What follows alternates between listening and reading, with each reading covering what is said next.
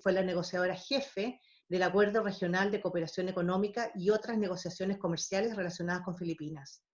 Con anterioridad, la señora Díaz Robeñol pasó más de 12 años en el Secretariado de ASEAN, periodo durante el cual facilitó la finalización de negociaciones y firma de todos los acuerdos de cooperación económicas integrales y tratados de libre comercio.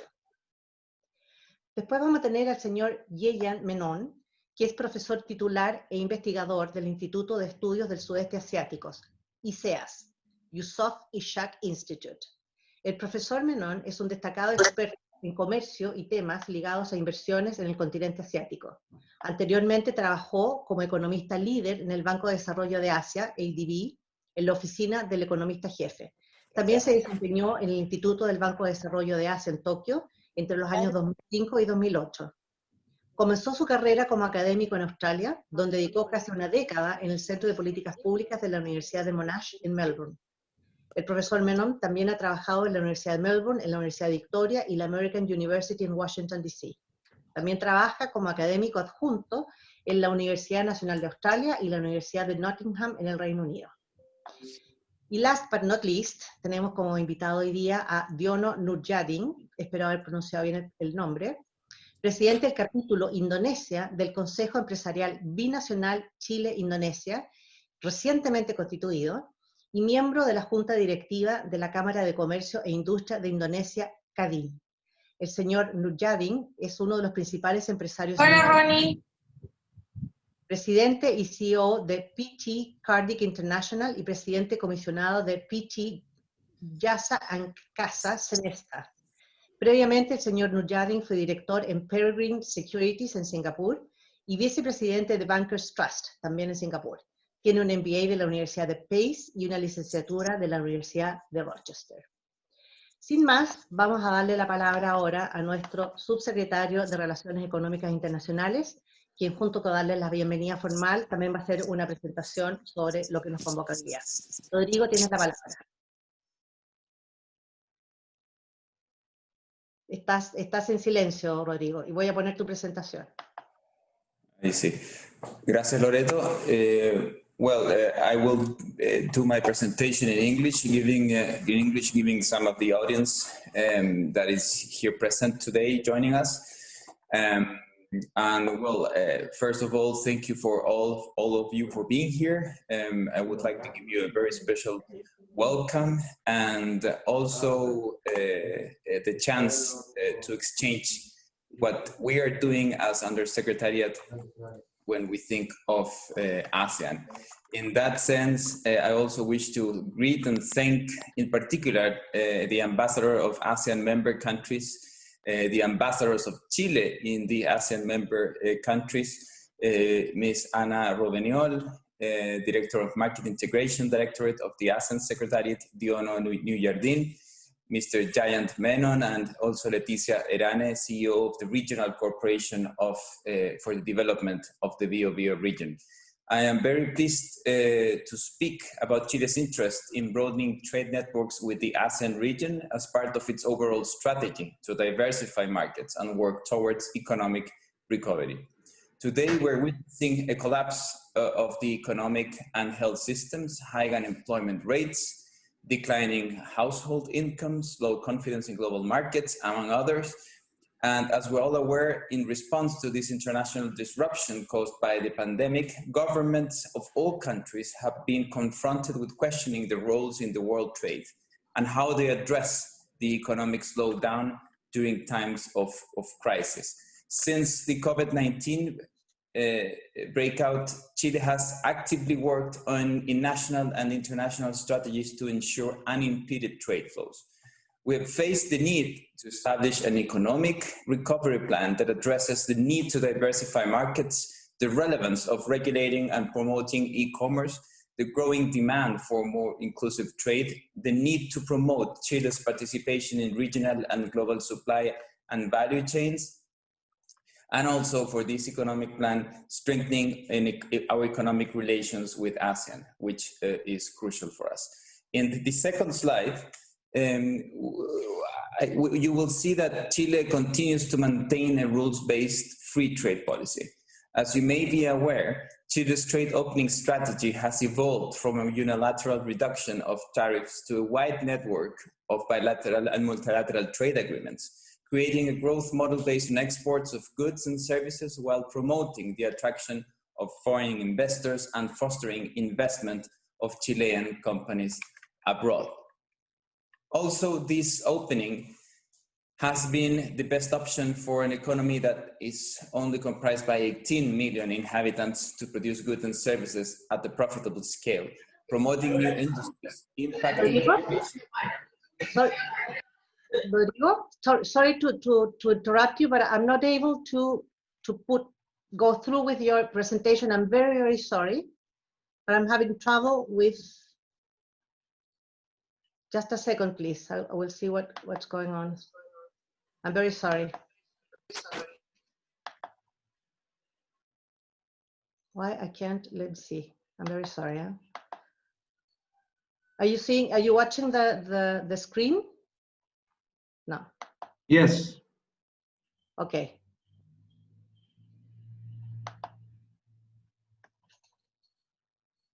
Someone is helping me. Wonderful. Thank you so much.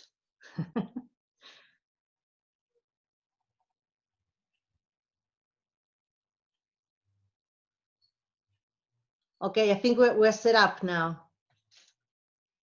Yep. Okay, in the second slide. Yeah, you will note that according to the OECD, you will see that we have a very powerful network of free trade agreements, which is actually the most powerful in the world. We have 29 trade agreements with 65 economies, which represent 88% of the global GDP and 67% of world population.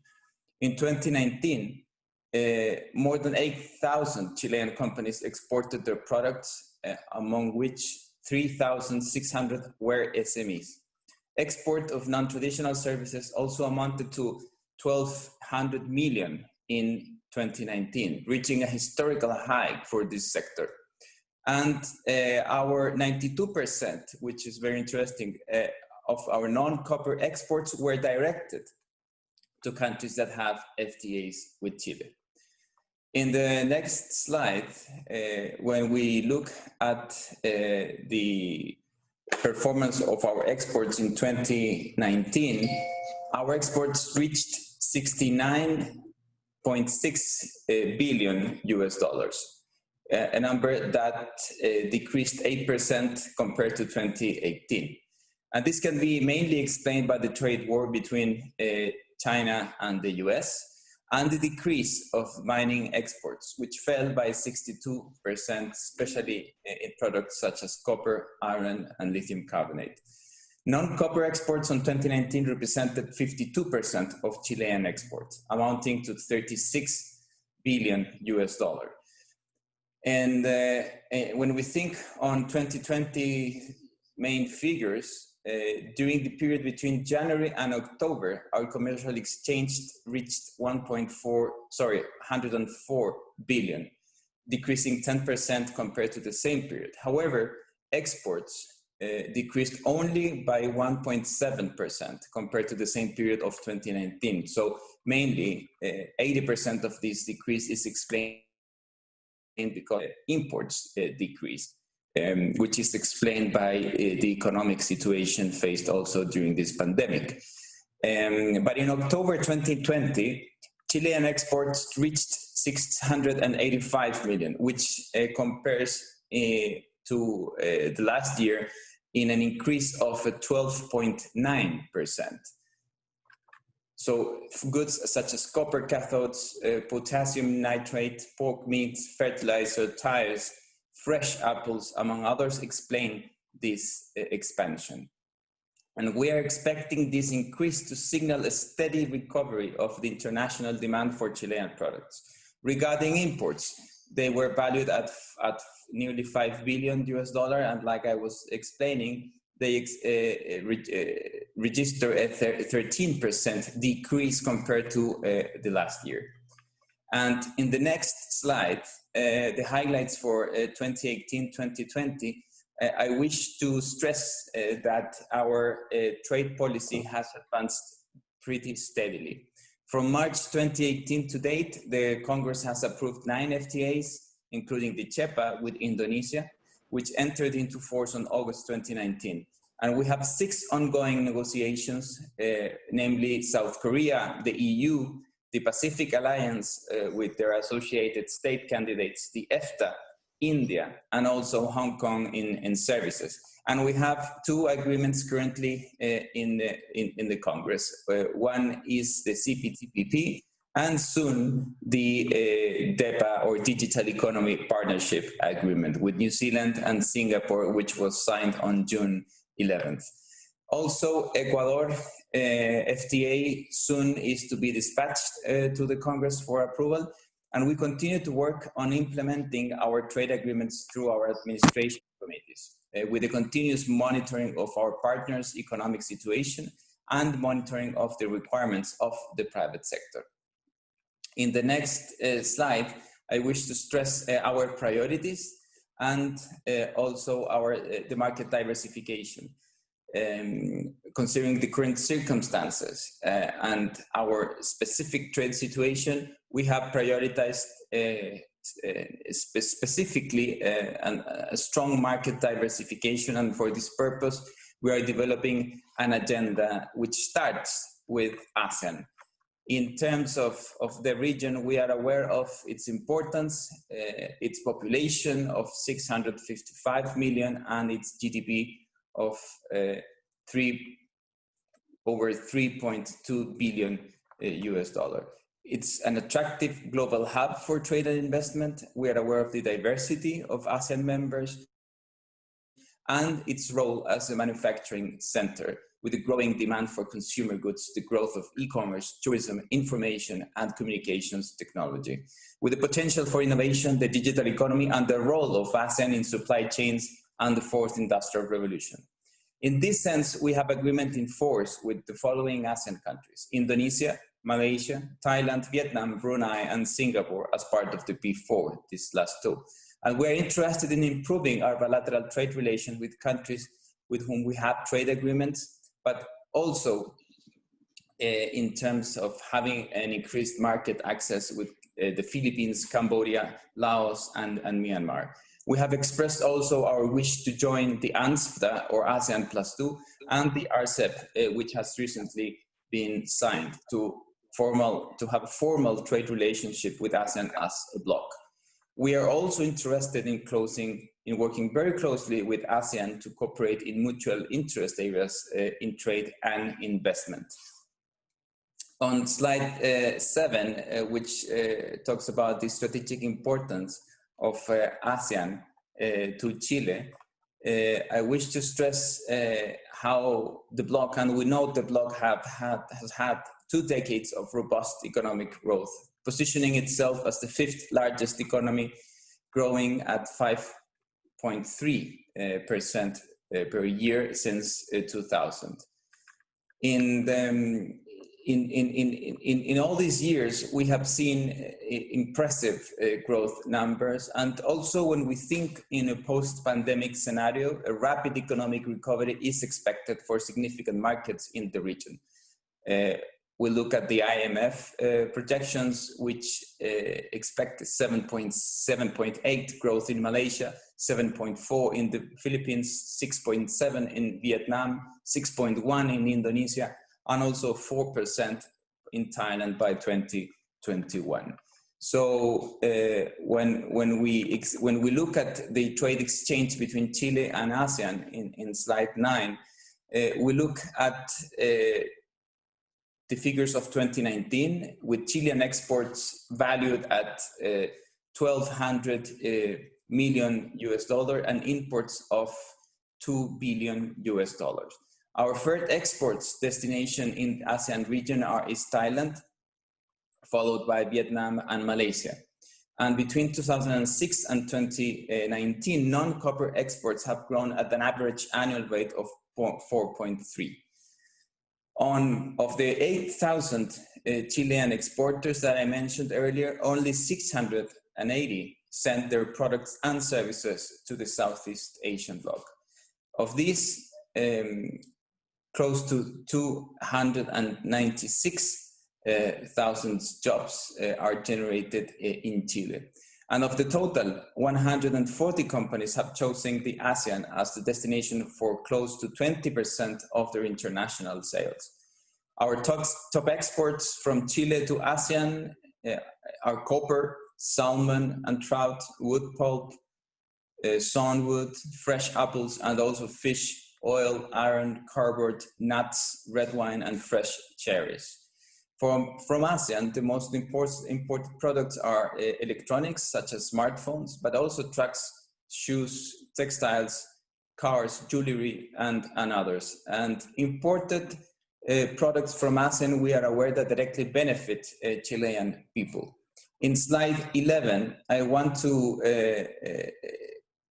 stress the potential to growth and how the commercial exchange numbers between Chile and each ASEAN country has performed for the last 5 years. As you may see, the exchange highly varies from country to country, and we believe that there is still much potential and opportunities to grow. ASEAN is one of the most dynamic and vibrant regions in the world, and our commitment has been to sought to identify ties with each member countries of the association.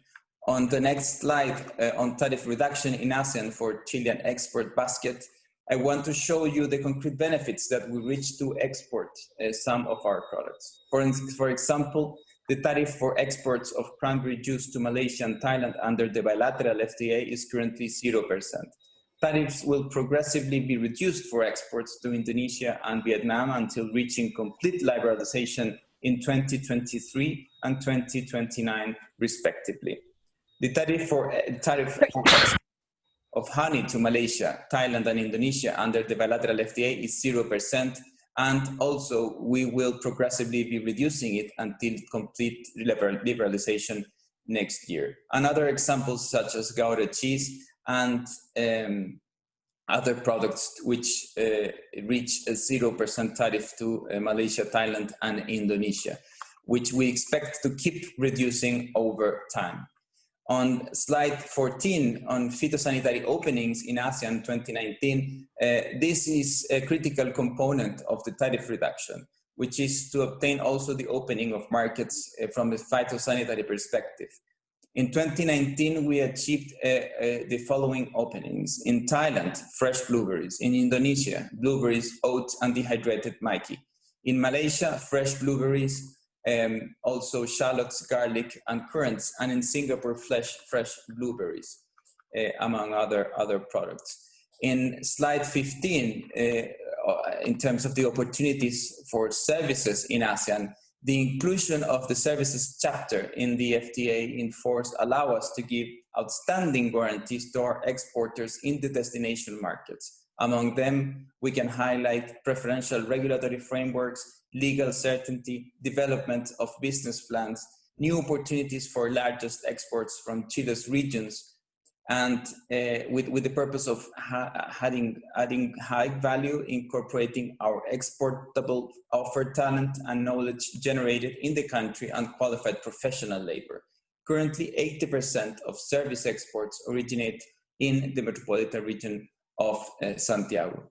On slides 16 and 17, in the opportunities for Chilean products in the ASEAN region, there is a continuous development of the ASEAN economies, which has allowed the development of multiple opportunities for the Chilean exportable offer. In particular, the following sectors stand out: agri-food sector, creative industries, and services and manufacturing. In the agro-food, fresh fruits and nuts have consolidated the reputation for quality and traceability. Blueberries, kiwis, and avocados have enormous growth potential. Seafood, a growth potential in ASEAN and India. Processed foods increasing in demand due to greater urbanization, single-person households, and decrease in leisure times. But also when we think on services and manufacturing sectors, we see opportunities in education with the demand for Spanish-speaking universities, and an opportunity to position its centers of higher education, but also on agricultural, with the aim of greater efficiency in its production processes, where Chile has vast experience.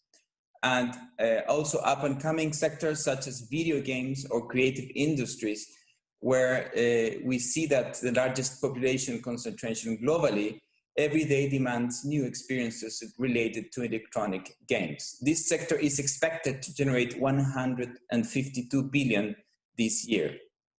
And in audio-visual industries, there's a growing interest also in Latin American production, given its content focused on the development of people as a central issue.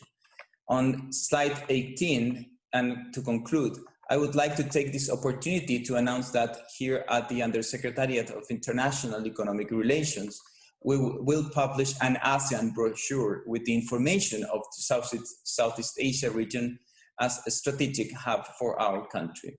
Also, I want to assure you that Chile will continue to implement economic policies that promote trade by creating conditions for inclusive and sustainable development in 3 dimensions: economic, social, and environmental. We believe that in these particularly challenging times, Chile and ASEAN are like-minded economies that are committed to supporting an open, non-discriminatory, and rules-based trade system to recover from this global economic crisis. We will continue to implement new economic policies to approach ASEAN in its 3 main pillars: economic, political, and security, and social and cultural, to encourage sustainable economic growth and cooperate in cross-cutting matters to be capable of responding to the current challenges to expeditiously and successfully restore our economic and trade order, which is essential for the livelihood of our citizens. Thank you very much, Loreto. Thank you very much, Undersecretary. Subsecretario Rodrigo Yáñez, muchas gracias por la presentación. Thank you very much for your presentation. This is a big opportunity for Chile, and it's a very timely time to have this webinar and your enlightening presentation due to what's going on in Asia and how our policy now it's looking a lot more towards this region, which has become more and more important for us. Having said this, we're going to give the floor now to Mrs. Ana María Rosario Díaz Roviñol. If you want to share the screen with your presentation, you're welcome to do so. If not, we will do so for you. There we are. Muchas gracias. To the Vice Minister, Senor Rodrigo Yáñez, the ambassadors of ASEAN to Chile, the ambassadors of Chile to the ASEAN member states, to our speakers, ladies and gentlemen, again, buenos dias to those who are in Chile and buenas noches to those who are in ASEAN. I listened carefully to the presentation just now of the Vice Minister, and it's very interesting to really hear about Chile's interest in ASEAN. Had we known that the tone of the presentation would be something like that, then we would have prepared something, ASEAN's interest in Chile. But having said that, it is really an honor for me to join you tonight, this morning, to share our thoughts on the market conditions and trade potentials in ASEAN. But before I do that, perhaps a little bit of an introduction again on what is ASEAN, and maybe we can go to the next slide. And as the Vice Minister said earlier, ASEAN comprises 10 member states of divergent levels of development. But notwithstanding the divergence, if you take those 10 member states collectively, it would be the 5th largest economy in the world, with a combined GDP of 3.2 trillion, or 3.69 of the global GDP, and that's in 2019. And annually, since 2010, it grows at an average of 4.8%. Again, the 10 member states would be the 3rd largest market in the world, next to China and India, with its population of over 655 million. It has a relatively young population, over half of the people in ASEAN are below 30 years old. ASEAN is one of the fastest growing regions in the world, and we have grown significantly and continuously over the years. We can say that at least until before COVID-19 hit the global pandemic hit us, and ASEAN is in the middle of its ASEAN economic community building process when this global pandemic hit us. But nonetheless, we are still pursuing as much as we can all the efforts to succeed in our community building process. If you look at, if there's anyone who's familiar with the ASEAN Economic Community Blueprint, you can see that the fifth limb, or the fifth pillar or characteristic of this blueprint is integrating ASEAN into the global economy. And this one is being pursued by ASEAN through the various free trade agreements and comprehensive economic partnership agreements that that ASEAN member countries have with its different trading partners. Currently, ASEAN has 6, one with China, with India, with Japan, Korea, Hong Kong, and with Australia and New Zealand together. And I'm sure a lot of you must have heard about the Regional Comprehensive Economic Partnership Agreement that has been signed just on November 15. The original intention of RCEP is to actually consolidate the FTAs that we have, but then we were able to succeed in consolidating the 5 FTAs. We were able to create new FTAs between China and Korea, between China and Japan, between Japan and China, New Zealand and Japan. So basically, RCEP creates, or once it enters into force, it would create the biggest FTA in the world. By market size alone, it accounts for 30% of the global population. GDP of the 15 member states or RCEP participating countries also account for almost 30% of global GDP. Although the intention was to have RCEP signed by 16 participating countries, unfortunately, India was not able to join the signing. They have joined the negotiations for 7 years, but eventually decided to stay out of RCEP. But then, as decided by the 15, the door for RCEP remains open to India. Anytime India wants to rejoin RCEP, the door of RCEP is open to them. And then after that one, may I show you the impact of COVID-19? But this is basically to lay down the context where ASEAN and Chile could perhaps cooperate later on.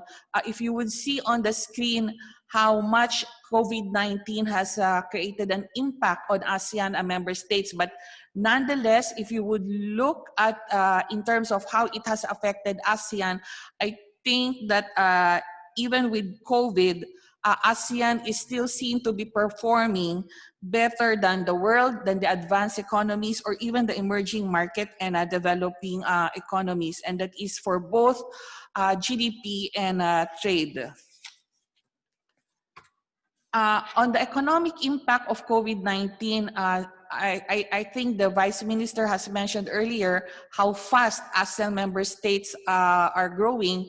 And you will see that in terms of real GDP growth from 2018 to 2019. And despite COVID, the forecast for 2020 may look bad, as ASEAN growing, contracting at an average of 3.8%, but 2021 would seem to look better. So we're just all hoping that there really are better times ahead. So while the economic impact of COVID-19 has been significant and unpredictable, the region responded to this crisis a bit swiftly and in a timely manner. Various statements, next slide please, various statements have been adopted not only by ASEAN economic ministers, but also ministers together with their counterparts in Japan, China, Korea, and as well as the +3. And basically, all these statements state that they are committed to keep markets open and ensure the free flow of trade and investment, especially for essential goods. There is also an agreement to develop a regional reserve for emergency medical supplies. The leaders or the ministers before established the COVID-19 ASEAN Response Fund. There is also a plan to adopt standard operating procedures for future public health emergencies and developing the comprehensive recovery framework for ASEAN. This ASEAN recovery framework, together with the Regional Comprehensive Economic Partnership Agreement that I mentioned earlier, were the two most significant outcomes of the recent ASEAN Summit, the one that's held 2 weeks ago. And what is being envisaged is that the RCEP agreement that was signed together with 14 other, among the 15 RCEP participating countries, is actually the region's major contribution to economic recovery efforts post-COVID-19. So ASEAN and Chile let me now go to ASEAN-Chile economic relations. So Chile and ASEAN have been trading partners for quite a while, and notwithstanding, trade and investment remain modest. But this means that there is a lot of potential in expanding the bilateral relations. At this juncture, we see 3 potential areas for cooperation between ASEAN and Chile. The first one is deepening trade and investment linkages, which we will elaborate later on. The second one is cooperating on post-COVID-19 recovery, wherein we will elaborate more on the ASEAN Comprehensive Recovery Framework. And the third one is strengthening development partnership. And this is where the ASEAN-Chile Practical Cooperation Areas Framework, as well as the ASEAN Pacific Alliance Framework would fall under. On the first potential area, which is deepening trade and investment linkage, in addition to what the Vice Minister has explained earlier, from the ASEAN side, trade and investment in 2019 bilateral merchandise trade stood at 3.16 billion, while Chile, FDI inflows from Chile to ASEAN amounted to 490 million. Again, modest figures, but trade with Chile accounts for just 0.5% of ASEAN's total trade with the world, and FDI inflows from Chile accounts for less than 0.1 of the total FDI inflow to ASEAN. Again, to reiterate, these figures just show how much potential there is if ASEAN and Chile would really go into economic cooperation that would deepen and broaden the trade and economic relationship. As to the composition of trade, we like it. I personally like it that a lot of fruits, blueberries, Chilean wines, and all those salmon come from Chile. But what ASEAN exports to Chile comprise mostly of interreligious products, especially in the areas of ICT and automotive. And again, ASEAN's top imports from Chile are mostly those primary products, including agricultural products and minerals. As for tourism, tourist arrival in ASEAN from Chile has been growing steadily, and tourism, as we all know, has been severely affected by COVID-19. It is interesting to note that Chile is linked to 6 ASEAN member states through either the bilateral FTAs and or through the CPTPP. This means, again, there is a lot of scope for expanding bilateral trade relations, especially since both sides are strong advocates of multilateralism, free and open trade, as well as regional economic integration. And we wish to highlight as well that both sides are also very much a part of the global value chain. On the ASEAN Comprehensive Recovery Framework, as I mentioned earlier, I would explain a bit on the post-COVID-19 recovery efforts, and the leaders have adopted the ASEAN Comprehensive Recovery Framework, which basically sets out the context for ASEAN and of ASEAN and COVID-19, how it impacts on ASEAN, what has been the response to date, and why ASEAN needs this ACRF. So basically, the framework contains 5 key strategies: enhancing health systems, strengthening human security, maximizing the potential of intra-ASEAN market and broader economic integration, accelerating inclusive digital innovation, as well as advancing towards a more sustainable and resilient future. The ACRF also includes an implementation plan, which is a living document, which means it can be developed in time, and it is structured to echo the broad strategies. Perhaps worth mentioning here, part of the implementation plan is also the Memorandum of Understanding on the application of NTMs on essential goods that was supposed to be the early harvest for this implementation plan.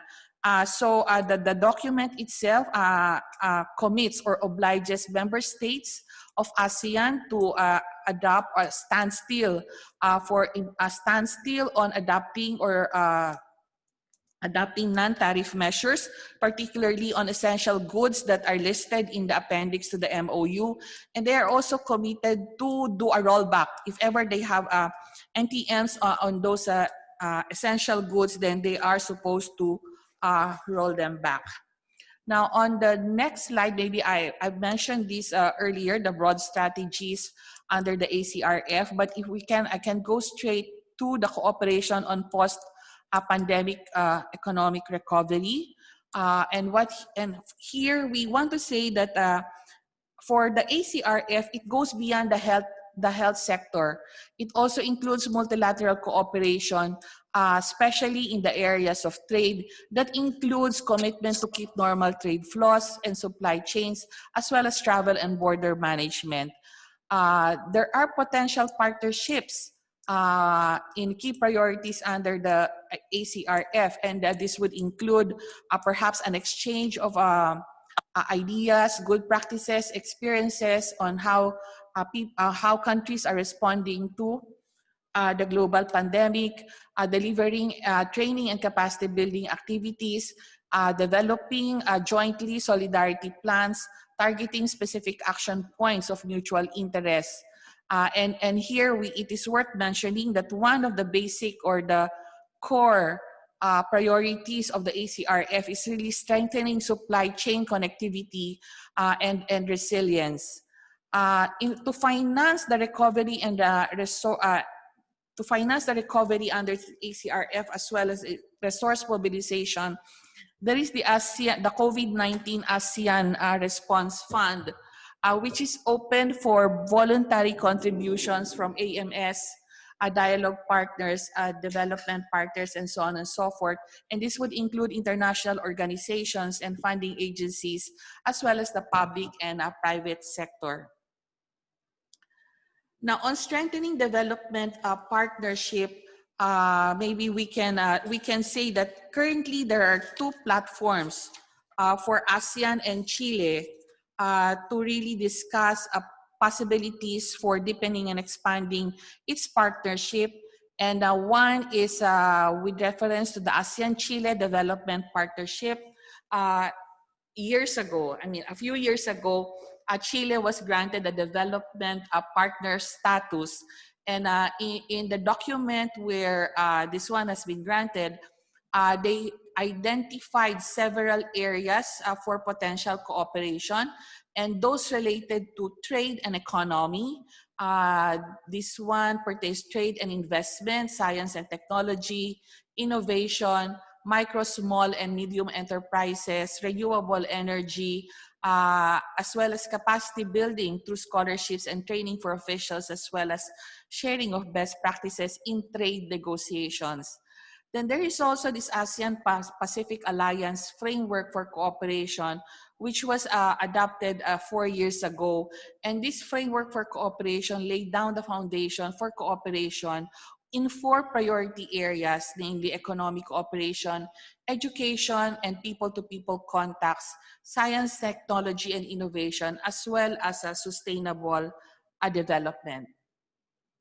So clearly, the structure itself, I think, is already there. It's just a matter of really making use or taking advantage of these platforms when it comes to deepening economic relationship through trade and investment linkages through FTAs, for instance.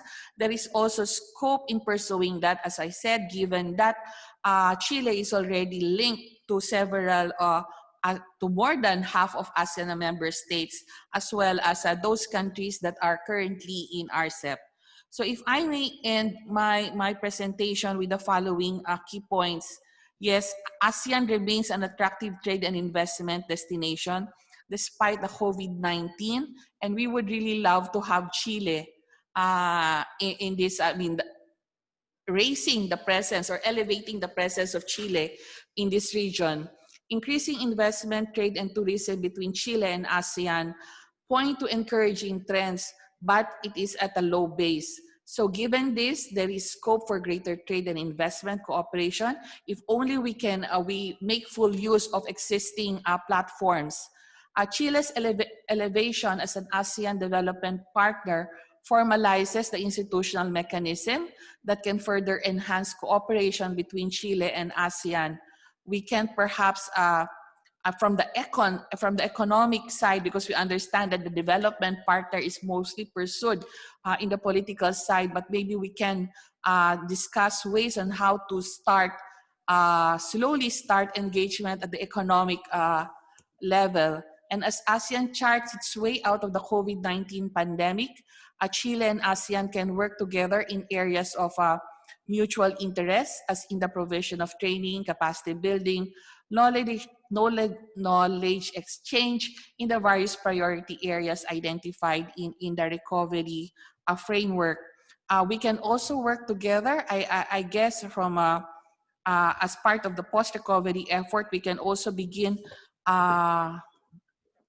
exploring possible cooperation that would enhance global value chains, develop MSMEs, help our tourism sector recover faster, and advancing electronic commerce, among others.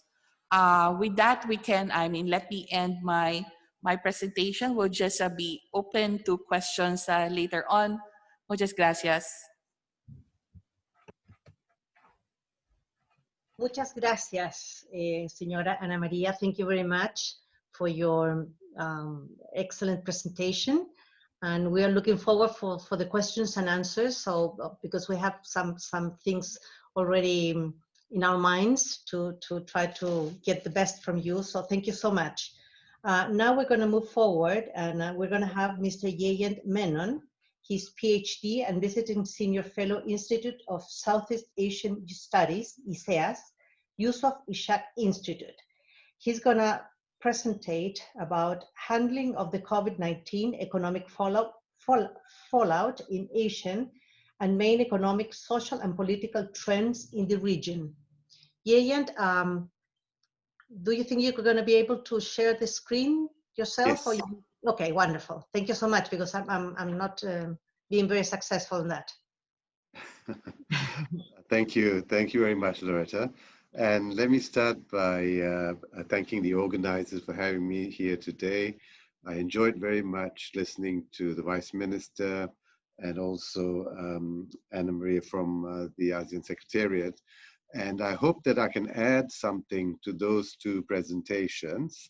I think so far we've had very useful information on ASEAN-Chile relations in the economic sphere, and also a lot of very useful information on the role and function and progress of ASEAN as a grouping. And so I want to talk a bit about areas relating to the impacts of the COVID-19 crisis on these countries in ASEAN, and also on recovery and how we move forward. So there'll be a little bit of overlap with the last presentation, but I will try and maneuver around that so that I don't repeat what's been said, but add a little bit more to what's being discussed. So let me, so this is basically the outline of my presentation today. I'll start off by just describing the situation with COVID-19 in ASEAN. And I've already covered this, so I'll go through this quickly. Then I'll talk about the economic impacts and how they operate in these economies. Then move on to the outlook for ASEAN and focusing in on whether we are firmly in recovery mode, or what we still, or where are we? And not every country is, of course, at the same position. Different countries are at different levels of dealing with this virus, and also in the economic recovery process. Then I want to finish off by coming back to lessons from ASEAN, mostly, but generally from the experience of the region, for how we move forward into the future, and also touch on a bit about how ASEAN, RCEP, CPTPP, and these sorts of regional arrangements can play a role in moving forward from here onwards. Okay, so let me start with quickly going through this on the current situation in terms of COVID in ASEAN. So the two countries that are still struggling to manage community transmission in ASEAN are the Philippines and Indonesia. They have the highest infection rates, they have the highest death rates. In fact, I think Indonesia currently is quite similar actually to Chile in terms of, I think Chile has about 540,000 infections. Indonesia now is up to 500 already. This is how quickly things change. And also the death rate is similar at 15,000. But of course, populations are quite different. But Indonesia is the highest rate in ASEAN, and Philippines is not far behind. These are very populous countries, very poor countries. And I'll come back to this issue about how lockdowns can or cannot work under these conditions. But the other countries that are dealing with, a new wave are Malaysia. Malaysia seemed to have it under control, and what happened was there was an election in East Malaysia. So politicians, being politicians, organized a lot of mass rallies and similar activities, and then went to the east island of Malaysia, came back to the west, and then a number of pockets of infection broke out, and now Malaysia is back with some controls in place, trying to manage the spread once more. And Myanmar is also dealing with the new wave, and it's the only country actually in the Indochina or Mekong region that is still having difficulties. All the other countries, Cambodia, Laos, and Vietnam especially, have done extremely well in managing this virus, as has Thailand. And of course, Singapore has done well now, although they had a massive breakout in the foreign worker dormitories that was, quite rampant, with very high infection rates. Almost, the incidence rate in those dormitories were very high. but they've been able to isolate, control, and now things are back to normal. But I think the Singapore experience is interesting because it gives us a lens into what might be really happening in some of the slum areas of many poor countries. So, you know, I think in countries like India, Indonesia, and so on, the reported infection rate is just a small fraction of the true infection rate. If the Singapore experience, where testing was almost totally comprehensive, showed us that under those very close-knit living conditions, this virus can spread like wildfire. And I suspect that the slums in many poor countries, similar thing is happening.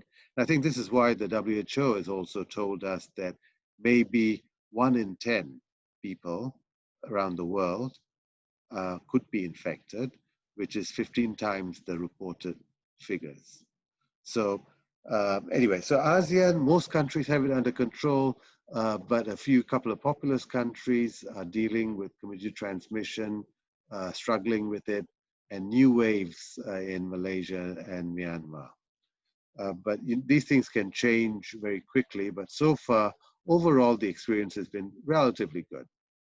Right, so now let me move on to the economic impacts. I think this is a useful diagram. The top panel, I think, is quite familiar to all of you. It's the flattening of the curve diagram, where you have, you know, containment policies or social distancing measures, lockdowns, flattening the curve, the blue curve in the top panel. And so in the bottom panel is the economic effects. So starting with the dotted red line in the bottom panel, that's the recession you have if you do nothing. So even if you don't lock down or bring in any measures to contain spread, you still get a recession because of the uncertainty and the lack of confidence, the drop in investment. But it's the containment measures, the lockdowns, the social distancing measures that really produce the big negative impacts. And that's the dash blue line in the bottom panel. But what we actually observe in the real world is the dotted green line, right? That lies in between the two. And this is after the so-called stimulus measures are implemented to try and reduce or mitigate the impacts of the pandemic, and more directly, the measures implemented to reduce its spread, right? The containment measures. So the dashed green light is what we see in the real world. It's the net effect. The gross effect of the pandemic is the blue line, dash blue line. Okay, and this is what different governments have been doing in ASEAN in terms of stimulus measures. You can see that the richer countries are spending the most as a share of their own GDPs. Singapore spent more than a quarter of their GDP, and Malaysia about 22%, and Indonesia spent quite a bit as well, 10%, so did Vietnam, 10%. And then you've got the poorer countries that have hardly been able to spend anything at all, right? Like Laos and Myanmar. So it varies, of course, depending on your fiscal space and your resources. But as we expect, the richer countries are able to do it better than the poorer ones. So the net effects, the dashed green line, takes into account these stimulus programs. I think the term stimulus program is also a misnomer. These are really holding pattern programs, or what Paul Krugman has called disaster relief. It's just designed to keep firms from not going into bankruptcy and to keep people from dying. basically. So it doesn't stimulate the economy, it just stops it from crashing. But this is the programs across the ASEAN countries.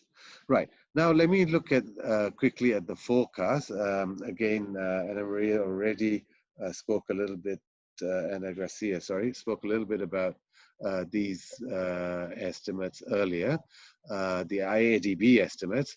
Let me then focus on the IMF numbers. Now, I think you all know that the IMF in the latest forecast, October World Economic Outlook, sees the whole world contracting by 4.4% this year. Now, it sees ASEAN contracting about 3.4%.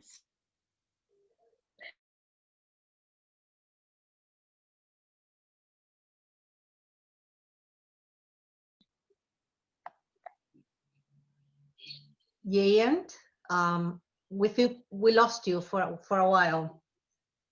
I don't know if you can hear us, but we cannot hear you right now. We are very sorry for the rest, but something happened with the communication. Yayan, yeah, you're back now. We lost you for a bit. I think we lost him for, no, there you are. Yes, yeah. Sorry. I don't know what happened. I think there's some problems with the internet. Yes. Yes. Yeah. Don't worry. I'm glad I'm back. Yes, my apologies. No, it's okay. Yeah, let me continue from where you can still see my screen. No, not anymore. No, you have to put anymore. it again. Okay. I think. Yeah. Okay, let me just see if I can do that once more. My apologies for this. I think I was just about to talk about the growth rates is where I think I might have lost you. Yeah. Right. Yes. Okay. Yeah. So I think, sorry, Loretta, I just started on the IMF numbers, right? Yes. Yes. Absolutely. Well, contracting by 4.4%. Okay. So in terms of ASEAN, then we see that the IMF thinks that the Philippines will have the biggest contraction, 8.3, and then you have Malaysia and Thailand both also. You have Thailand contracting by 7%,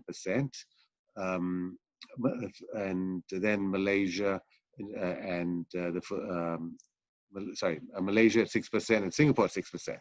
Okay, so those are the countries that are worst hit. I think an interesting contrast is between Indonesia and the Philippines. Remember earlier I said these are the two countries still struggling with controlling the virus, except Indonesia is one of the best performers amongst the original ASEAN members, and Philippines is the worst performing of the original members, or all members. And I think the difference here lies in the fact that Indonesia never implemented a full lockdown. Philippines did, so did Singapore, Thailand, and Malaysia. They all implemented quite a prolonged, complete lockdown of the economy, but Indonesia resisted it, and so they avoided massive reduction in growth. They still have a recession, but not a deep one like the ones that did implement the lockdown. Except the difference is the other countries managed to control the spread by and large, but the Philippines had the lockdown, but also didn't manage to control the spread. And again, I'll come back to this a bit later on how lockdowns work in different types of countries and how they can or cannot work depending on the conditions. Then we have, a few of the other countries doing quite well, actually. Laos and Brunei and Myanmar are not expected to have a recession. And Vietnam, again, is the one that stands out, doing quite well, having managed to control the virus by acting early. And also, because the US-China trade war, Vietnam has been a huge recipient of foreign investment from the restructuring of the global supply chain. So they've had this massive fillip or boost from inflow of investment leaving China because of the trade war to avoid the Trump tariffs, so to speak. Right. So the IMF is still sticking to the V-shaped recovery. Here we can see that China, the yellow line, is the one least affected of all the groupings of countries. And this is actually playing out in reality as well. China seems to be doing relatively well economically and is leading the region in the recovery. And this is one reason why ASEAN may actually recover faster than it would otherwise, with this strong rebound taking place in China. Now, the worst hit countries, the blue line, is of course the advanced economies, right? So here we have seen how you don't have to be poor anymore to do badly in containing a pandemic. Rich countries and poor countries are both struggling in handling this and are both facing economic pain as a result of containment measures.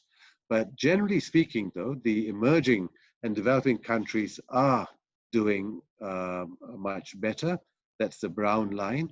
And then the grayish line there is the average, which is the world. Right. Now, let me quickly look at the actual numbers. I think Anna just now showed you the numbers up to the second quarter. I've got the third quarter numbers here. And now I think we can see, these are year-on-year numbers, not quarter-on-quarter. So here, if you look at the three bars, you can see that broad V-shaped recovery for the countries facing a recession, right? So a recession is 2 quarters negative growth. So Malaysia, you can see that recovery. And all these countries, you can see like a V. And then, of course, you've got a few countries here like Vietnam and Brunei and so on that didn't have a recession.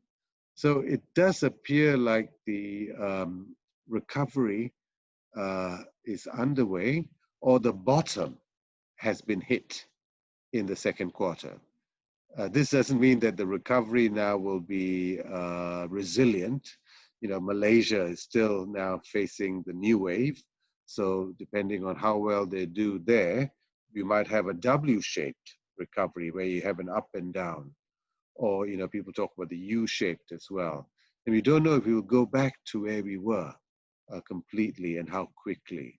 But certainly we seem to have hit the bottom, which is a good thing in ASEAN for the countries having recessions. Right. Now, if you look at the trade numbers, it seems like the bottom was hit around May, in fact. You can see that around May, the worst drop had occurred, May or June, and then the upturn occurred. So trade data we have on a monthly basis, it's higher frequency. And so you can see here both exports and imports are recovering quite well after May. And in Asia, of course, we are more fortunate in a sense because electronics demand has been high with all the digital Zoom conferencing and everything else like we're doing right now, and other, electronics demand in the new economy that has been the winner, if you like. And of course, health supplies. And the supply chains are quite strong in the region for the production of the PPE and other health supplies. Right.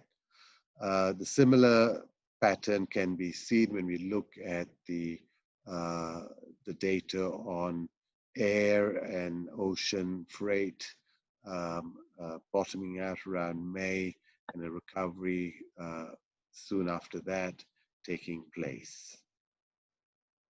Right. So let me now move on to lessons. And I know I'm running out of time, so I'll speed up a little bit. Yeah. So, I think initially when the pandemic hit us, we knew very little. So we could be excused for locking down, responding, in a panic. But now, almost a year later, I think we have to be clear about what we're trying to do. What are we locking down for? Are we trying to eliminate the virus? Are we trying to manage community spread? Or are we trying to save the health system by flattening the curve? So different countries are trying to do different things, but we need to be clear about what our objectives are.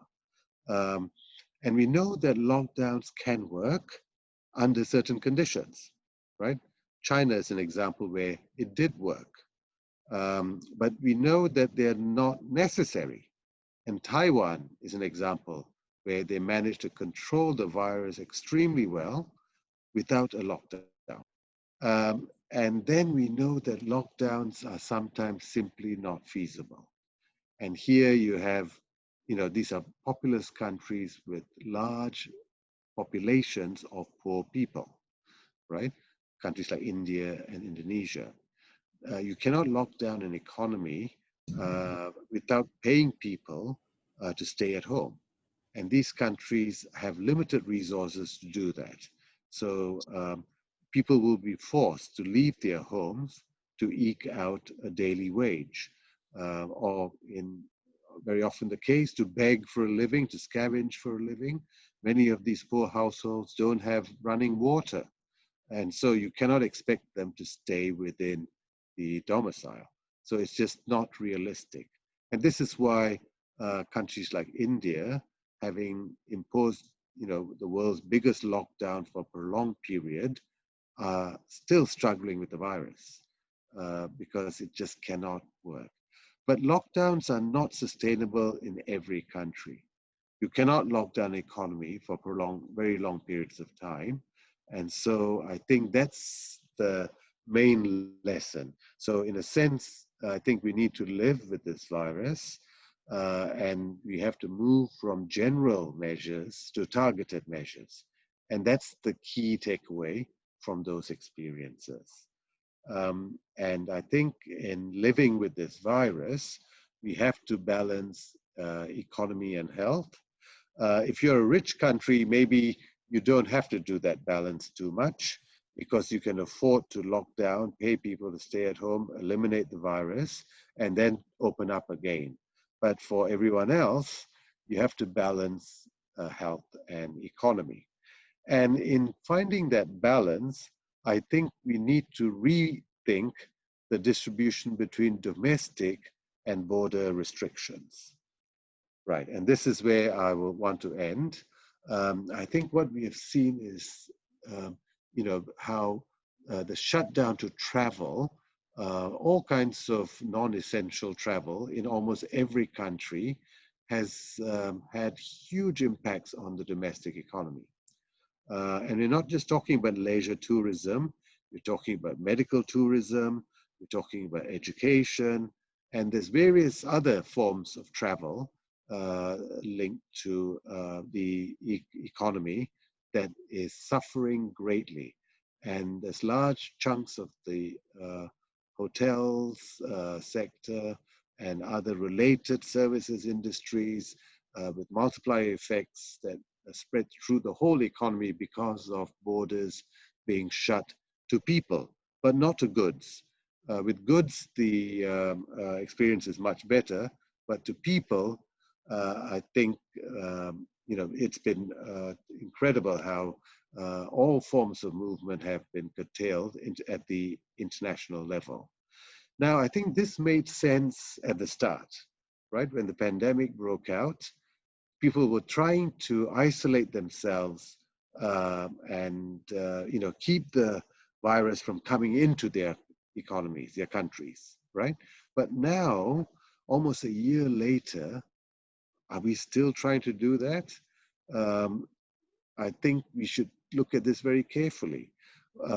Countries like Philippines and Indonesia, what are they trying to do by keeping their borders closed? There's less than 20 countries in the world that have a higher infection number than these two in these two countries, right? Most of the world actually has a lower number of infection cases than what's happening within the borders of these two countries. So what are we locking out? It's not clear to me. And we are seeing that domestic restrictions are being eased quite significantly because the economy has to survive, right?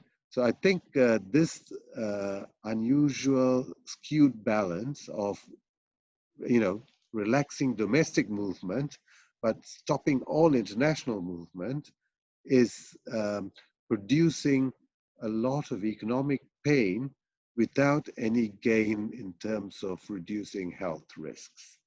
So it's time to narrow this asymmetry in domestic and border restrictions.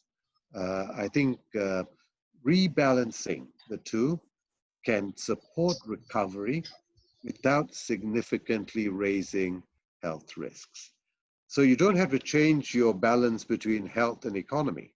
You can still keep that balance the same, but how you reach that balance could involve more international easing and less domestic easing. And that way, you can reduce your health risks while still keeping your economy moving along. At the moment, it's gone too far with the domestic easing and not the international easing. So a careful recalibration of border easing could be considered. For instance, you could start opening up to countries that have controlled spread of the virus. As I was discussing this with a colleague of mine, the risks for me of traveling from Singapore to Hong Kong is much lower than for him in Manila of traveling from his house to the supermarket 3 kilometers away because of the different infection rates. So, these are the sorts of things we need to start rethinking and look at the balance between border and domestic movement restrictions. And I think this is where ASEAN or other groupings like RCEP and CPTPP can play a role. So far, we've had travel bubbles only at the bilateral level. For instance, Singapore, which has been leading the way, was supposed to actually start one with Hong Kong yesterday. But this has been deferred because Hong Kong has got a new wave. But it's got a new wave of infections, not because of imported infections, but because of domestic easing, right? So the cause of the infections is not from borders being open, but from domestic easing increasing. And that's what I'm talking about reconfiguring that balance between domestic and border restrictions. But there are at least 6 countries within ASEAN that have controlled community spread locally. And, you could think about ASEAN,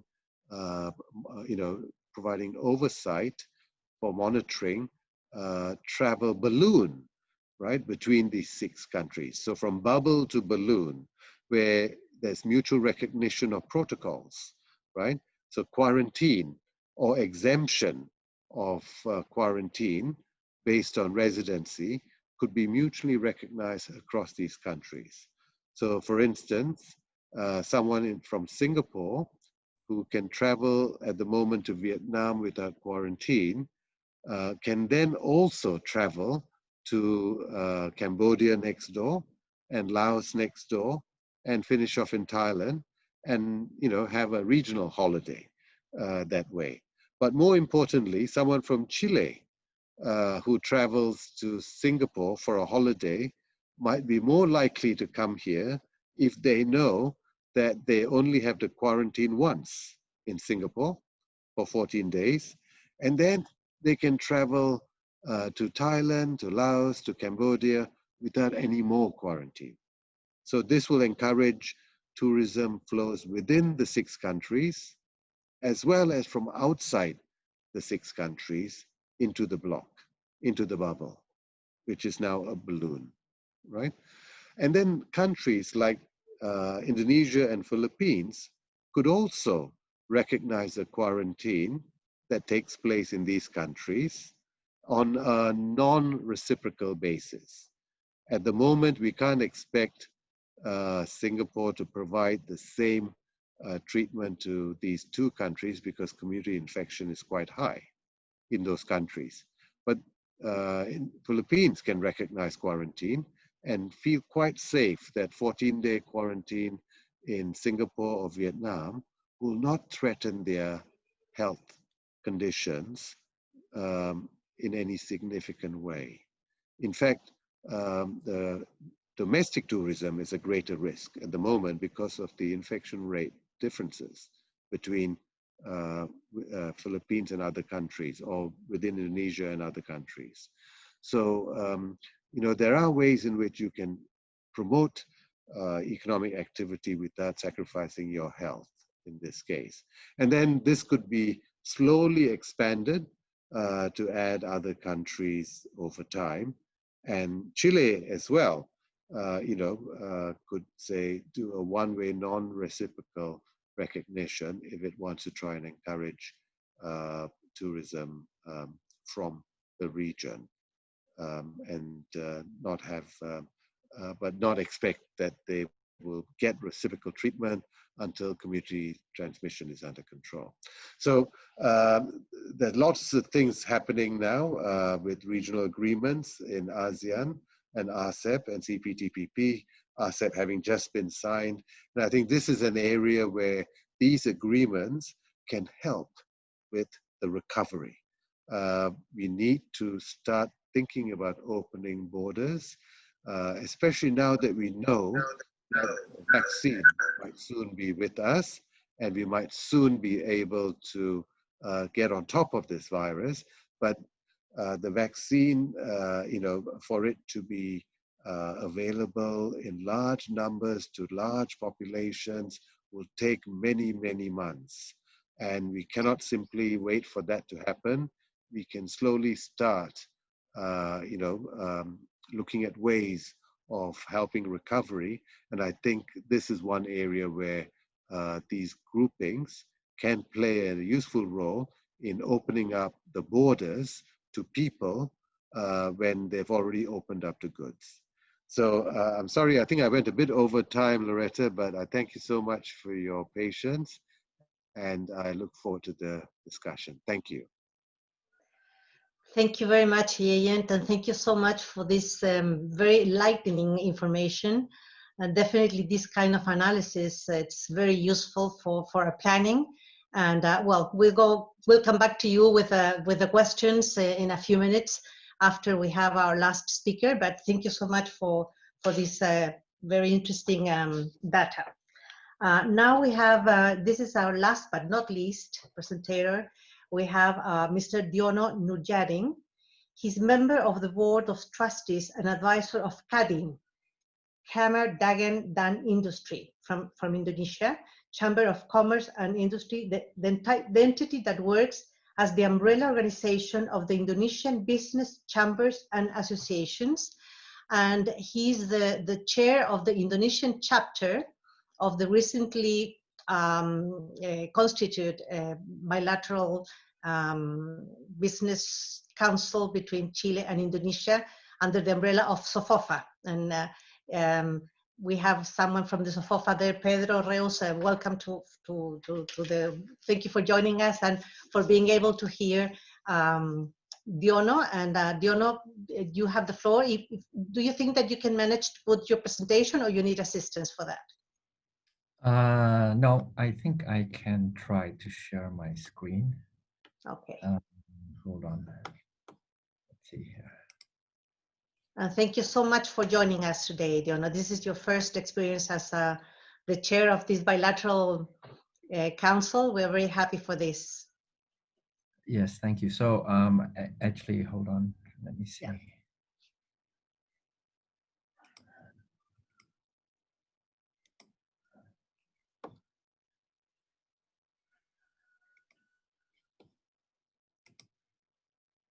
Okay, can you see my screen? Yes, yes, absolutely.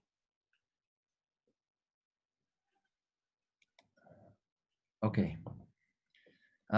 Thank you very much, Loreto, for inviting me. My role in CADIN is actually the chair of the Americas Committee.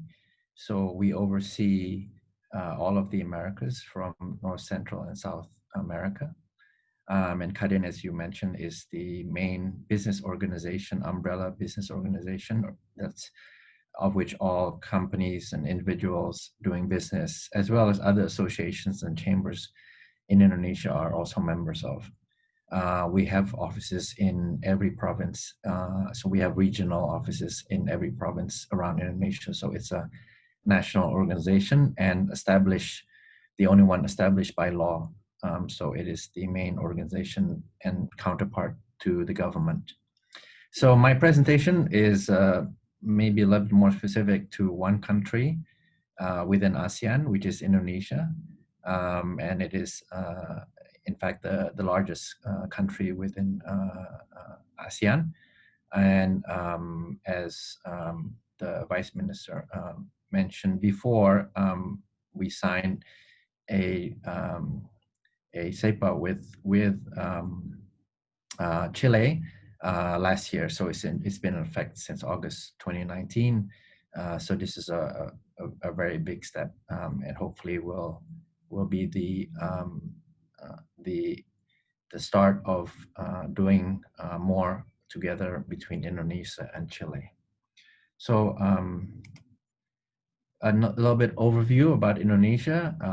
Some of you may know it is the fourth largest country in the world in terms of population, with over 260 million inhabitants, more than 300 ethnic groups and 700 languages.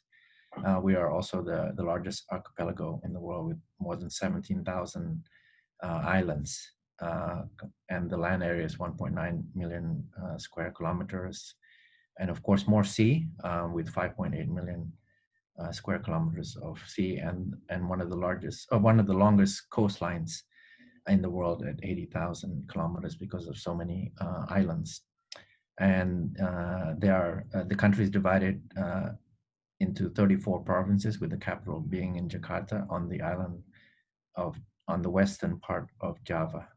And the country is more than 5,000 kilometers from end to end and comprises 3 time zones. So a very wide and diverse country. In terms of the economy, Indonesia is a member of the G20, being the 16th largest economy, with about $1 trillion GDP, which has been growing quite steadily prior to COVID, and has one of the lowest deviations in terms of growth. It generally grows between 5 to 6%, and a stable debt to GDP ratio prior to COVID. And Indonesia represents with not only a very large population, but a young population, where 60% of the population is working age. Actually, 60% is below 32 years old. So a very, very large population base that is very productive. And this represents a $500 billion market in Indonesia. And it has a healthy foreign exchange reserve. So in terms of the economic growth, as I mentioned, this is all pre-COVID, of course, steadily growing around 5%. And as was previously mentioned by Professor Menon also, that actually it has performed quite well during the COVID stage, with one of the lowest negative growth rates, let's say, which is only about 1% minus, according to ADB. Like Dr. Menon mentioned, it's because actually we didn't institute a full lockdown. So the government has tried to balance the economy and health, and maintain semi-lockdown, which we are still currently in a semi-lockdown. But the domestic economy is still very much moving forward, and travel restrictions are largely lifted in the domestic markets. So travel is almost back to pre-COVID levels, but of course with protocols being instituted on the transportation companies. Inflation has generally been very much under control also, and interest rates hovering around 5%. So a very stable monetary environment, and the government debt levels have been also by law also it's not allowed to go above 3%, but in terms of the current account deficit, but recently, because of the situation in the pandemic, they have relaxed that, but still not more than 5%. And the balance of trade recently in the last few years have turned to a deficit, as the country has needed to import more energy and capital goods. So in terms of the investment overview, this is a slide that's showing the performance of Indonesia in attracting investment. Of course, this is also pre-COVID, but the last year, for the last full year, 2019, managed to attract these investments primarily in the electricity and gas, water supply, so infrastructure related like transportation, warehouse, and then in the metals industry, housing, industrial estate, office buildings, so property, real estate, and mining is still very much a leading sector in the chemical and pharmaceutical industry. So quite a diverse investment profile, and the economy is. The government has also spent quite a focus on improving the infrastructure of Indonesia, especially during the first term of President Jokowi's 5-year term. Focus a lot on building up infrastructure, and that continues even now, and even during this pandemic. I think the government is trying to use infrastructure development and projects to try to spur the recovery in the economy. This is a little bit more about what I mentioned before, which is the what we call the demographic bonus, which is the not only the large population, but the large numbers that are in the highly productive age. So if you can see here, more than 43%, 42% is between 25 and 54. So that represents quite a sizable potential market for those businesses that would like to supply to this population. And also one of the success stories of the administration of President Jokowi has been to facilitate and make doing business easier in Indonesia. So that's been a focus, especially recently, most recently with the passing of what we call the Omnibus Law, which is really meant to spur and to facilitate and ease business, especially during this pandemic. But it was something that was already planned for quite some time before. But I think the timing during this recovery to spur the recovery for the pandemic was quite opportune, and it is definitely, hopefully will drive more business and investment going forward. So it has significantly eased many of the restrictions.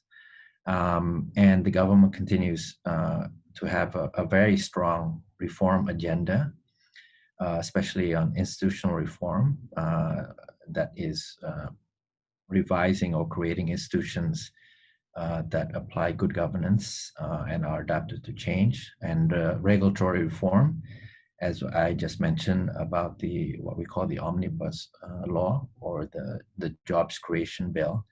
That's really meant to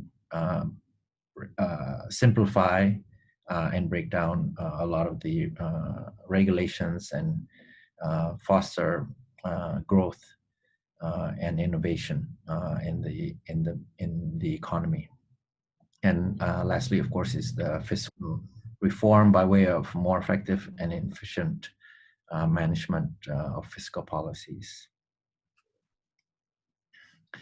More specifically on Indonesia and Chile, so there's definitely quite a large opportunity and a lot of room for upside here, for improvement.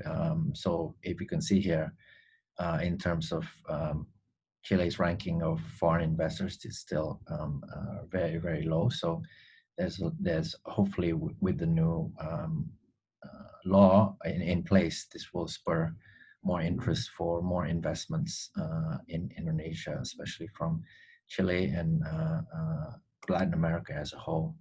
In terms of the trade, generally it had been running at a surplus with Chile up until 2019, when Indonesia then turned into a deficit, so imports rose. But in this year, we see it turning back to become surplus. So exports to Chile seems to be picking up. And if we see here, the main products that are exported to Chile from Indonesia is footwear, machinery, vehicles, oilseed, and apparel and clothing. And the main imports are copper, edible foods, ores, and pulp, and iron, steel, and other products. However, the overall number, as shown in the previous slide, is still relatively low. So there's still quite a lot of potential, and this is where our analysis at Karin sees that, especially, for example, exports from Indonesia to Chile, these are the key areas where there's still quite a lot of potential, especially from Indonesia to Chile, for motorcycles, footwear, natural rubber, palm oil, newsprint, fertilizers, and fatty acids. So these are some of the products that we see that Chile is still importing, maybe from other countries that Indonesia can be a larger supplier to Chile.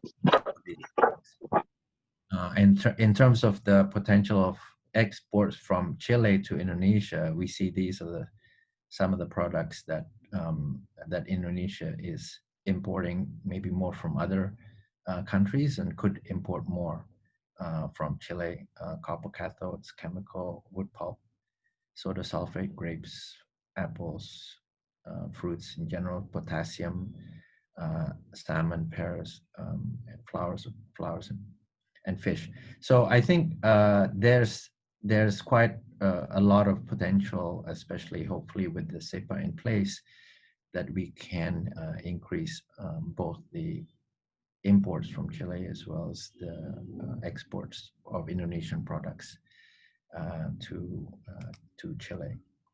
And in the investment area, so as I mentioned, Indonesia has been focused on building the basic infrastructure, which has generally been very, very poor in terms of amount and quality. So the government has been spurring very much the development in infrastructure. And these are some of the projects that are now being offered for investment.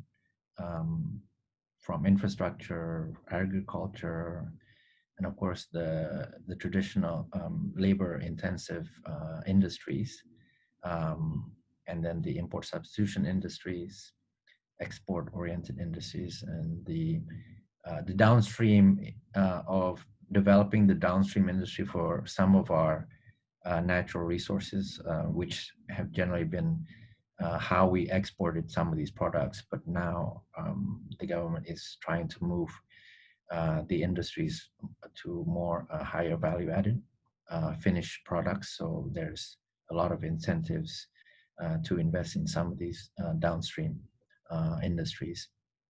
Maritime has been a very, very big priority of the current government, given that we are an archipelago and we need to build up a lot of capacity in maritime. So those to do with maritime, like shipbuilding, cold storage for marine product exports, and of course the technology to increase the marine products exports. And then tourism. This is one area which recently has been very much in the limelight, because it is considered an easy, quick win for, especially during this pandemic. And the government has been trying to spur private sector participation in these developments, also from airports and seaports, all the way to the resorts themselves, which most there has been quite a lot of interest here. So the government has designated some new tourism zones beyond traditional areas such as Bali, which has been traditionally been the main tourism draw for Indonesia. And now the government is trying to develop what they call the new Balis. So there's 10 such destinations, and within the 10, now they are very focused on 4 or 5. That is the first priority. So a lot of infrastructure and other basic requirements that are being built by the government in order to spur further investment in these areas. And the last and probably one of the most important pillar of this development or investment priority is the digital economy. With Indonesia successfully having some four unicorns that have been developed in Indonesia, and even expanding to the region. So the government would like to focus on this sector, especially on the infrastructure aspect also, building up the infrastructure necessary to spur more growth in the digital economy. So a few basic tips on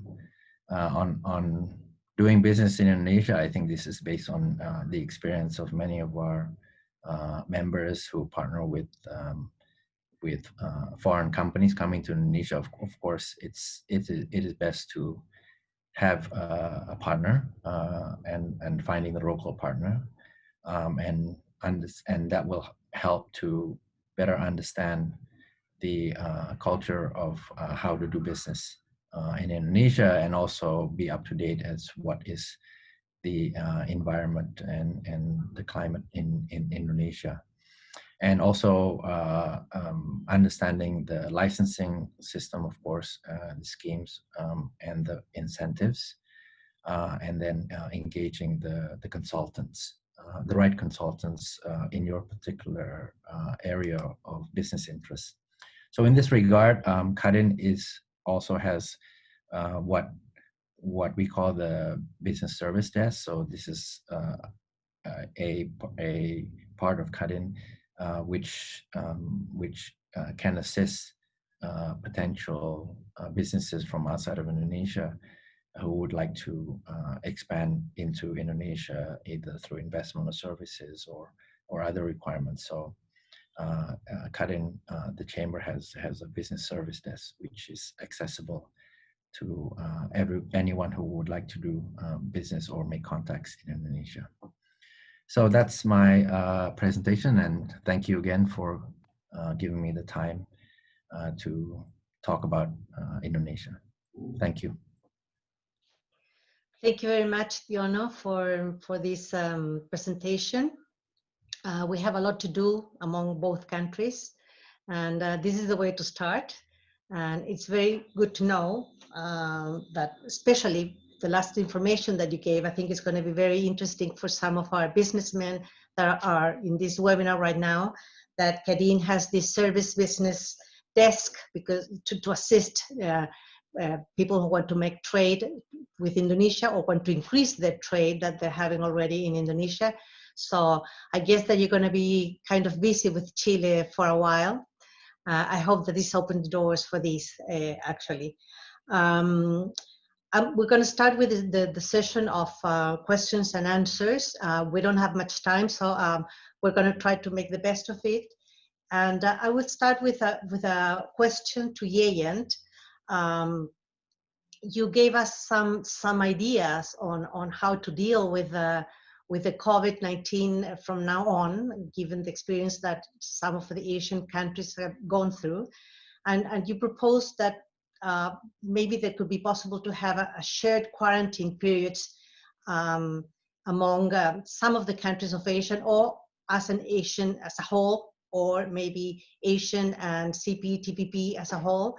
Do you think that that's feasible to try to coordinate that? Because the quarantine periods change very quickly within each country.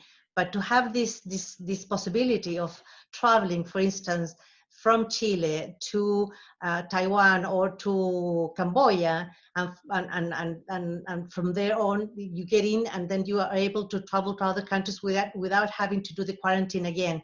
Do you think that it will be feasible? That's very interesting to explore. Right, thank you, Loretta, for that interesting question.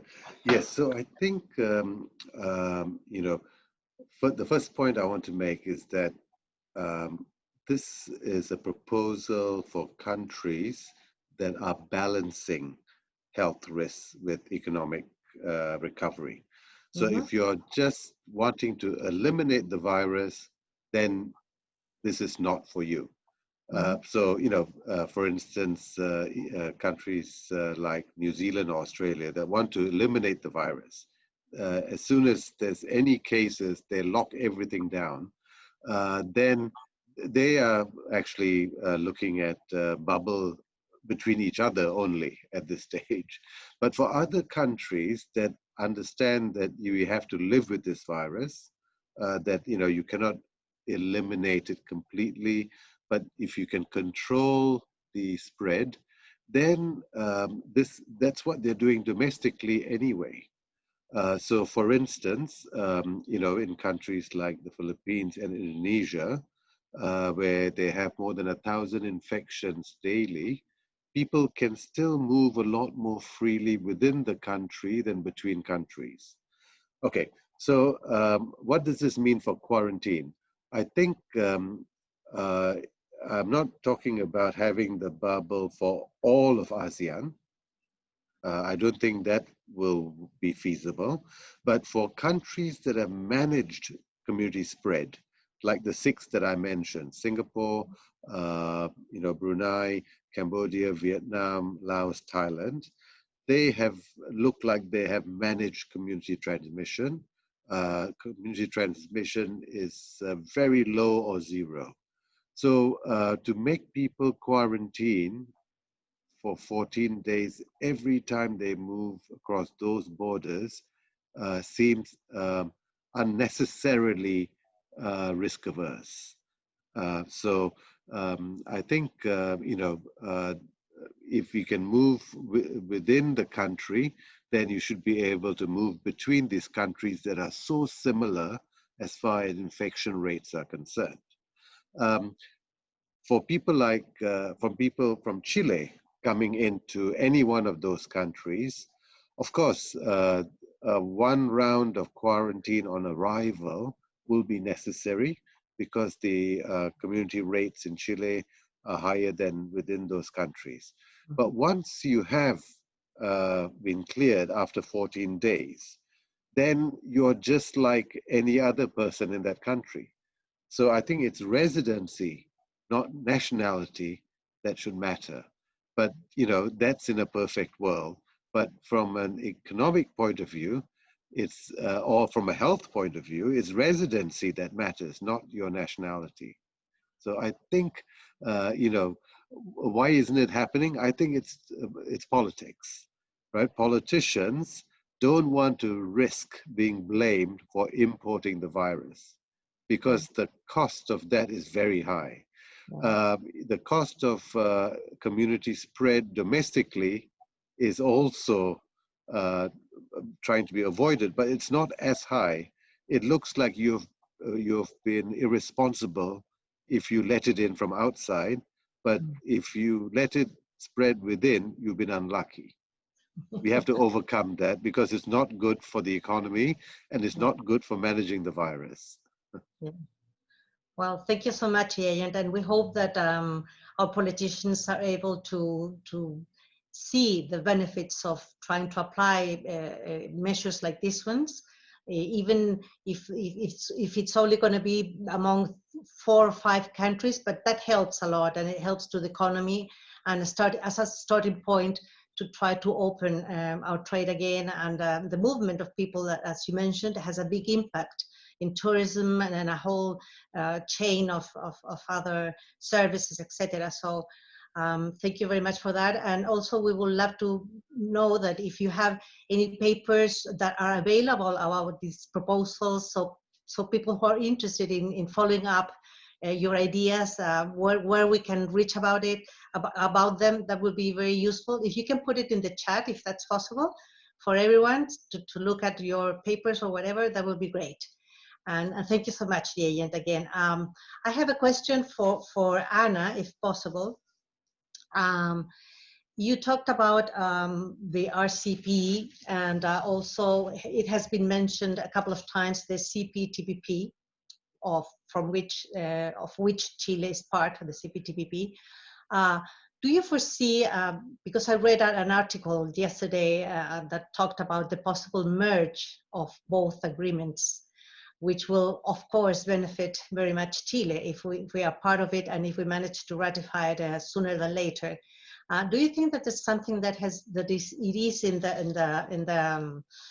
in the view of the recently signatory countries of RCP?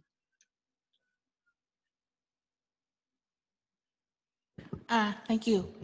If I recall correctly, in APEC, they have this FTAAP, Free Trade Area of Asia and the Pacific. And I think in most documents before, when they mention about the FTAAP, they were mentioning RCEP and the CPTP and the TPP at that time to be the pathway to the FTAAP. I personally am not sure now what has happened to FTAAP. I know when I last left APEC, it was supposed to be reviewed in 2020 following developments from RCEP and TPP. But I think the only way that these 2 big agreements will really be consolidated would be through the FTAAP process. But I mean, nothing prevents everyone in TPP from joining RCEP. Thank you. Actually, can I just add also quickly? Yes, I think, as Anna was saying, China had supported this idea strongly when they were chair of APEC a few years ago. And you may have heard that President Xi Jinping has now openly said that China would like to look at joining CPTPP, which is an ironic twist when it was actually created or pushed by the Obama administration to actually take the lead from China. Now the US is out and China might be in. But with China wanting to join CPTPP and supporting FTAAP, I think FTAP will be revived after being in the background for quite a while, because it's certainly one that will potentially bring the US back in as well. The US may not want to join the CPTPP, but they might find that they don't need to if they can merge it through FTAP. And that way, everyone can save face and then move forward in a consolidated large agreement. Well, that is a very elegant way to put it, and as you said, to how do you say, to save the face in terms of not having to come back to TPP. I'm talking about the United States, but now that President Biden might be formally the president of the United States, maybe they will reconsider as well on looking back to the CPTPP. Well, we don't know, but things are very interesting right now, and we will see how things follow up with China if they want to join the CPTPP, and well, we will see. But as much as we know, FTAP hasn't moved forward as fast as we would have liked to. Maybe now the signing of the RCEP will ease up things and facilitate the last step to continue those negotiations and formalize them, as that would be incredible. So thank you so much for that, Anna and Yayant. I have a question for Diono. Do you think that Indonesia could become a sort of port of entry for more Chilean trade with other Asian nations? Having Indonesia as a hub to redirect investment to other Asian nations. Do you think that Indonesia could position itself in relation with Chile? That will be very interesting for us if that could be possible to think about. Yes, well, I think Indonesia has the advantage of having, of course, being part of ASEAN, has access to the other ASEAN member countries, but also being the largest country within ASEAN with a very large domestic market, which has been the main reason why maybe the economic impact has not been as great, despite having the large number of infections also, but the economy is still managing to move slightly better than some of the other countries. So I think Indonesia offers, yes, an entry to the other ASEAN countries, but also access to the largest market within ASEAN's market of 600 plus million, you know, with 40% being in Indonesia. So and as I mentioned, with the recently passed what we call the omnibus law, or the labor reduction or labor promotion law, which promotes investment and trade within Indonesia, I think this is an opportune time for businesses from Chile to look more at Indonesia, because as I saw in the previous presentations, we are still very much behind our other countries, like the other neighboring countries like Vietnam, Thailand, and even the Philippines. So yes, there's quite a sizable opportunity in Indonesia. Indeed, and as you mentioned, just the market that you have within Indonesia for us is amazing. So just to get into your market will be incredible. So even it would be even better if we could access Asian as a whole, but only Indonesia is very attractive for us. Till now, I think that it's more a thing of not knowing well how it works. So this is a way, doing this webinar is a way to close up and close the gap between both countries. And also the work that our ambassador there is doing, Gustavo Ayares, is remarkable in trying to stretch the gaps that still exist. I have a question that I don't know who wants to answer these. It's about if you think that this pandemic has provoked significant changes in the political tendencies in Asia, trying to cope with it. I don't know. Whoever wants to answer that, I leave the floor. Maybe Anna, I don't know.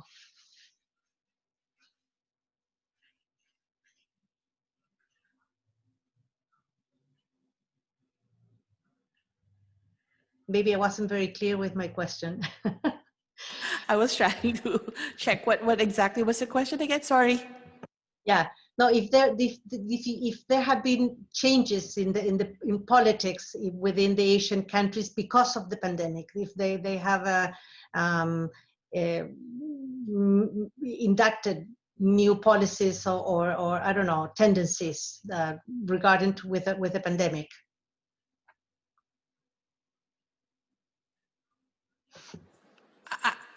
I'm not sure exactly what kind of changes in policies, but what we observed over the last several months when ASEAN was hit with a pandemic, I mean, it brought the 10 member states even much closer because they know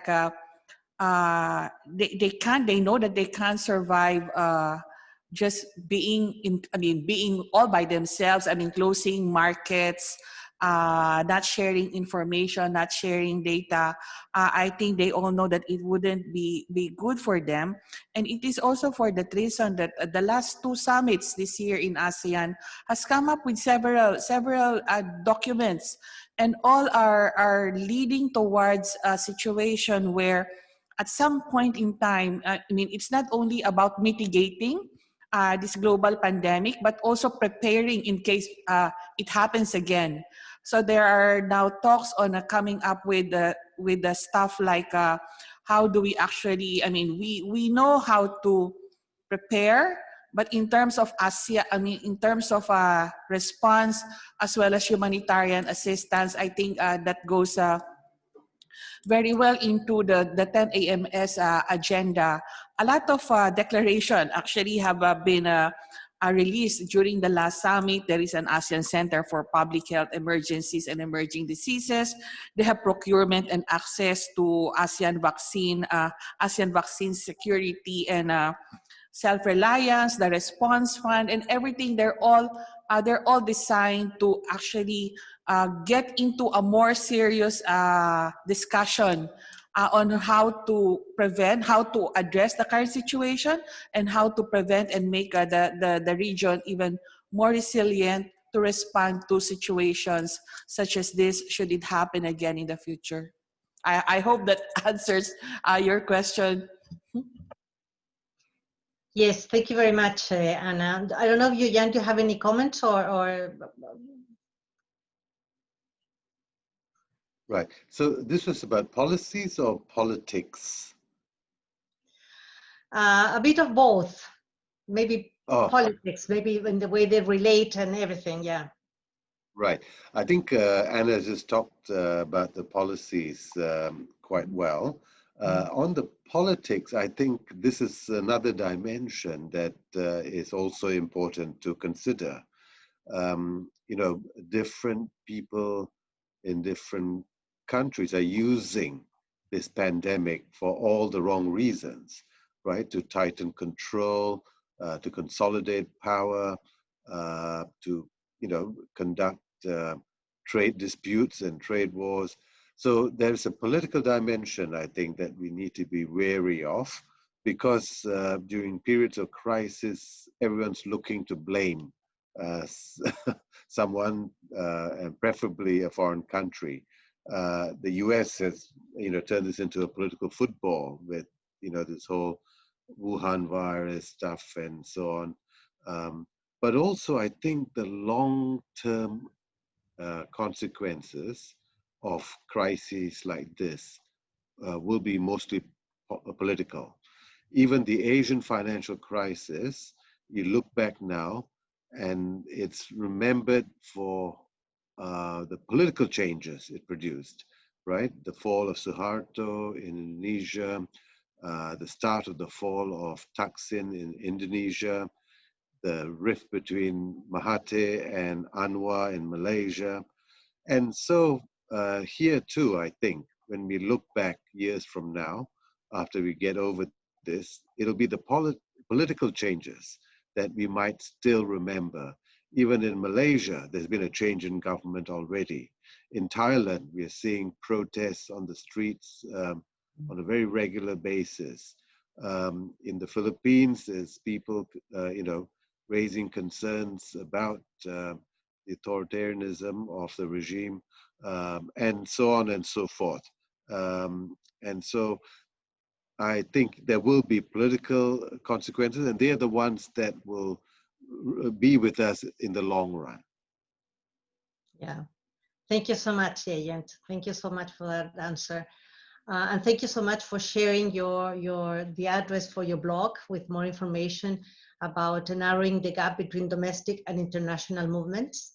So for everyone who wants to learn a bit more, it's in the chat. You can look at it. And I don't know, I want to give the floor if everyone has another question. If not, we will start finishing this webinar. We are past the time. And well, I don't see any hands moving there. So I would like to thank you. No, I don't see anyone. I would like to thank all our panelists today. This has been a very high level and high quality webinar, very enlightening for all of us. We hope to have you in the future with new analysis and new information as well. So thank you so much. And we will see you again very soon, hopefully. Thank you, Loretta. Thanks, everyone. You're very welcome. Sorry. Well, okay. Okay, thank you. Bye-bye. Thank you. Bye. Bye. Thank you. Okay. Bye-bye. Bye-bye. Bye.